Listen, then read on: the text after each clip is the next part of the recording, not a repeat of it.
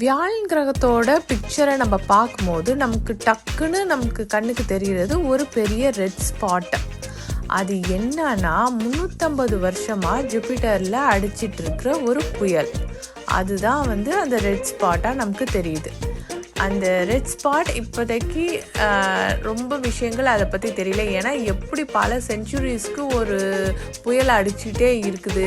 அதுவே ஒரு case giant தான். அதுவும் அது பர்டிகுலராக ஒரு இடத்துல மட்டும் அந்த புயல் அடிச்சுக்கிட்டே இருக்குது. அது இப்போ சுருங்கவும் செஞ்சிட்ருக்கு. இதை பற்றின ரொம்ப டீட்டெயில்ஸ் இன்னும் நமக்கு தெரிய வரல.